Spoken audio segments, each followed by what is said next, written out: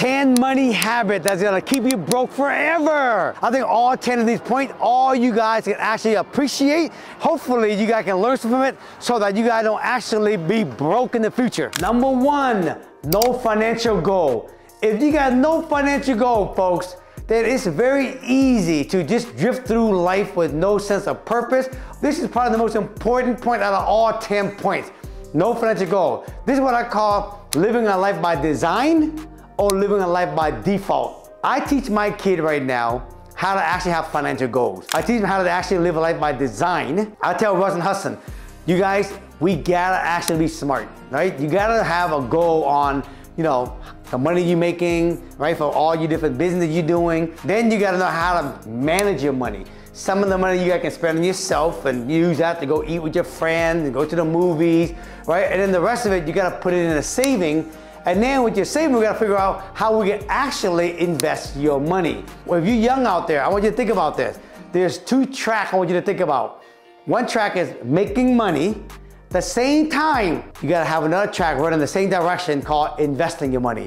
So you wanna actually make money and you want to invest money, because when the opportunity comes, you gotta have the money to strike on it. So you guys know Russ and Hudson, those guys, they own all the wash and dry machine in 2 of my apartment building. I tell them, when you guys are making money, make sure you guys save those money also, because soon I'm gonna be building more apartment building. So when I call you and say, hey, this building is done, do you have money to buy the next couple sets of washer and dryer? So if you actually wanna have money and not basically be broke, you gotta live life by design, folks, versus by default. Number 2, failing to budget. Now, for me, I'm very blessed. I got my wife, Cammie. Cammie is like the pit bull of the safe deposit box at our house. She said to me, you make the money, and you just give me the money and just go keep making the money and let me deal with it. And then if I actually wanna buy something, like if I wanna go buy like a new car, she would check the accounts. You go, it's the right time or it's not the right time. If it's not the right time, you tell me, go out there and make more money. Let's get more money so we can actually buy more rental. Then you can actually buy your car. Now, there's so many different opinions on what percentage do you actually put towards your saving or your budget. The common one I noticed out there is the 50-30-20. 50% go to all your living expenses, 30% go to your savings, and then 20% go to investing. For me, I have a different standard, okay? I spend about probably 20% of everything I bring in. 20% go toward living expense, because most of my stuff is free and clear. I don't have very, very high expense living. And the other 80%, I put that into my saving account, and then that same saving account is where I use that money to invest. So that's my standard, okay? So the more you save and the more you invest, the better off you are later.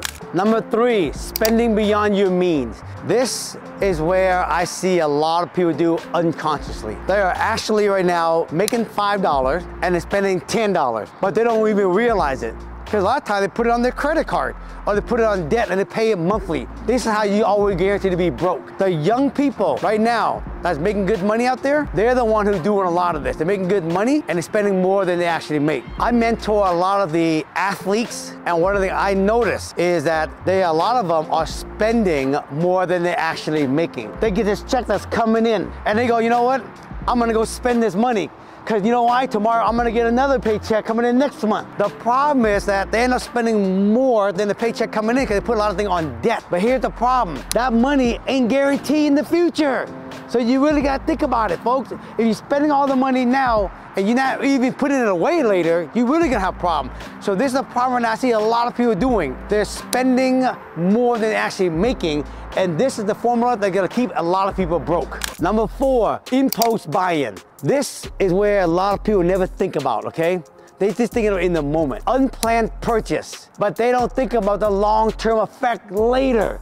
Look, when I was coming up, I'm guilty of it too. I used to always try to buy the newest hoodie, the newest sneakers, you know what I mean? The new watches, whatever it is, trying to keep up with the Jones and trying to flex to look good, okay? I know, even the people with some money out there, they go on vacation. They excited, they relax, and next thing you know, they end up buying a timeshare. They don't even know how to buy a timeshare. They just bought it, they come home with a timeshare. Or they go to a dealership, right? You know, their car getting a little old. You know, they're like, well, I'm not gonna buy it. They come in and they see the new model. Oh my God, this new Mercedes-Benz model. Oh my God, the new technology, oh my God. All right, I'll buy it. Next thing they buy it, now they got a bigger debt. This is what's happening to America every single day. They're not thinking about the long-term effect. They're just buying in the moment and the excitement and the impulse. This is how people stay broke. Number 5, keeping up with others. We call it keeping up with the Jones. Trying to maintain a lifestyle to keep up with the next person in front of you who you think, oh my God, I need to keep up with this person. I need to keep up with this person. And you end up spending the money that you should be actually saving or maybe investing, but you have to try to keep up with the Jones to look good, trying to fit in so you can actually look like you're smart. But the problem is you're insecure. I've been there. At some point, you got to wake the hell up, folks. The person you're trying to keep up, they ain't even looking at you. They don't give a shit. But you have to spend the money. I'm gonna give you an example. Real estate agent. I see him all the time because I'm around them all the time. I see real estate agents right now just starting out in the business and they're making a little bit of money, 50 grand, 100 grand, and they are out there buying Mercedes Benzes for their car, and they're out there buying Rolexes. Instead of buying a regular suit, they're getting custom suit made with the Ferragamos. They're going out of control. You're trying to keep up with the Jones, but I'm gonna tell you, you're not keeping up with the Jones. The real person you should be impressing are the either seller or the buyer you're working with. And let me tell you something, the buyer and the seller, they don't even care if you wear a custom suit or a regular suit.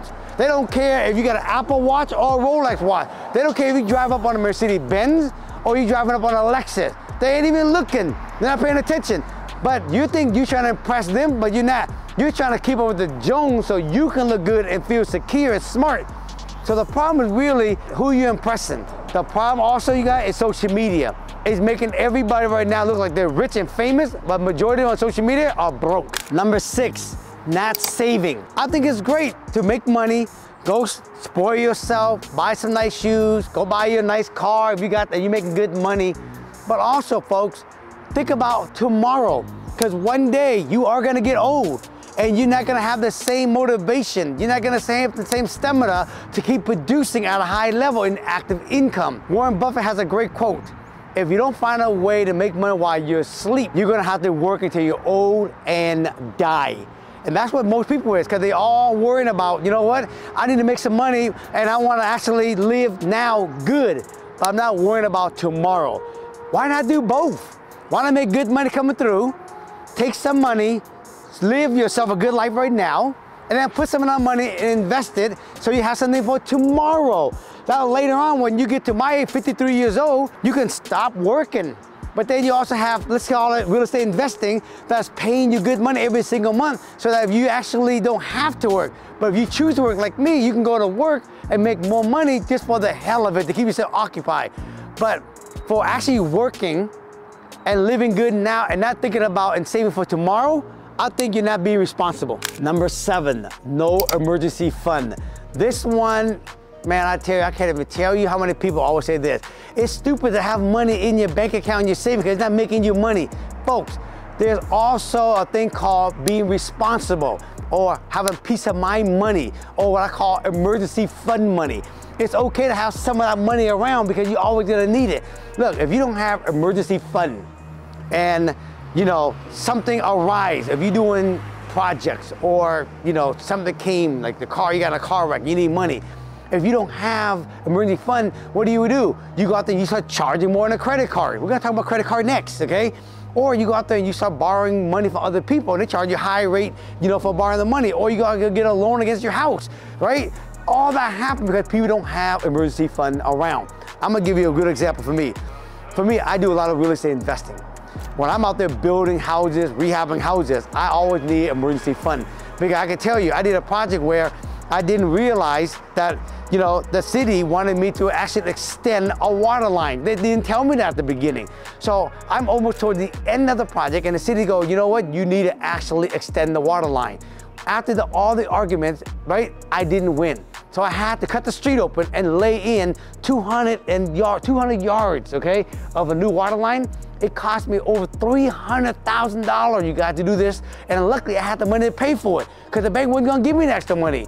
This is why it's important to have emergency fund around. You never know when you need it. Number 8, credit card debt, folks. This is where everybody in America right now actually going broke, okay? I'm gonna confess. When I was young, all I wanted to do was open a credit card. Anytime I want something, I just buy it on a credit card. So easy, buy. But then every month I used to say to myself, you know what? It's all right, I'm just gonna pay $30, $40 a month. But here's the problem, folks. The interest is damn in the 20s. Every time you make your minimum payment, you really think you're paying down any of the principal? Hell no. All you're paying is the damn interest on the damn thing. So you still get the same damn principal on it. This is why people go broke. This is what I'm teaching my boys, Russell and Hudson.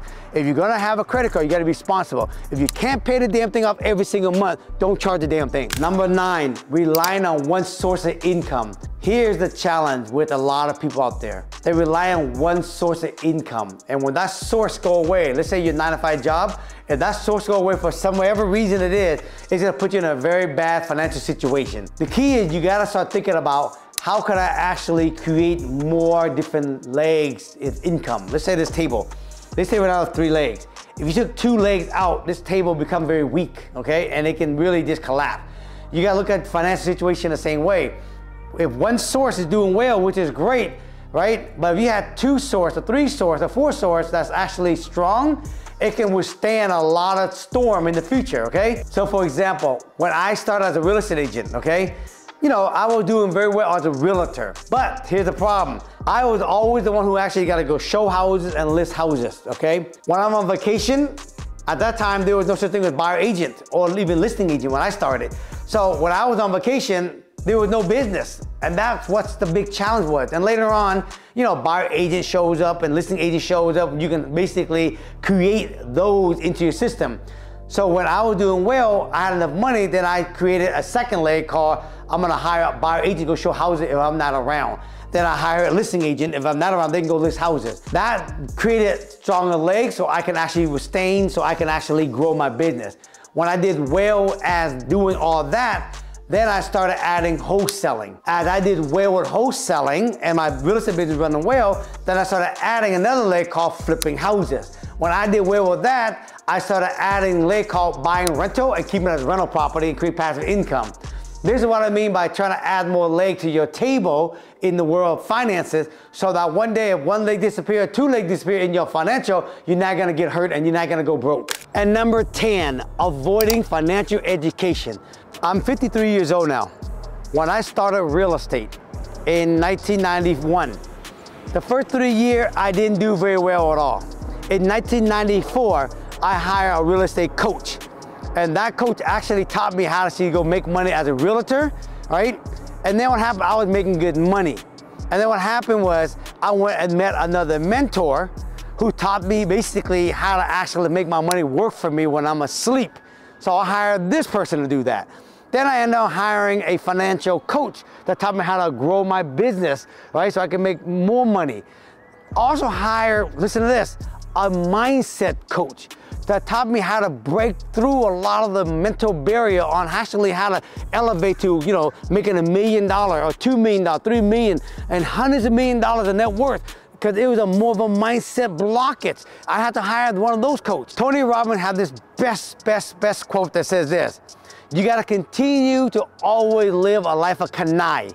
And Kanai stands for constant and never-ending improvement. It's not even doing it for the money, but you want to keep always growing your mindset. You want to grow your personal. You want to grow your fitness. You want to grow your money. This is the way, folks, that you want to keep growing. So for me, I still got a lot of financial coaches around me because I know I can still learn a lot more. So if you're complacent and you're not going out there learning and keep spending money on yourself to keep learning about finances, I guarantee you're gonna be broke in the future. All right, you guys, that is a wrap for this video. If you guys enjoyed the 10 habit points I actually share with you guys, right, on making sure that you guys listen to this and learn this, you won't be broke in the future. You know, hopefully the young folks, when you listen to this, learn this. People who are making good money or people making a lot of money, all of us can learn. I still learn a lot. I got people around me that's always watching what I do, and I always ask my mentor and everything so that, you know, I can make good money. And I want to spend some money and live a good life right now, but I also want to make sure that I actually do some smart so in the future, so I actually don't have to worry about money in the future. I'm 53 years old. The first half of my life, I worked to make money. The next half of my life, I want to enjoy my money. And that's how you guys want to think. Go make money, be responsible, so in the second half of your life, you guys can actually enjoy your money and your life versus working until you fucking die, okay? So, if y'all like this video, give me a thumbs up. If you have any questions, any comment below, and don't miss, ready? And make sure, don't forget to hit that subscribe button for me, baby. We try to hit that 1 million subscriber, right? Until then, you guys, have an awesome day. Peace.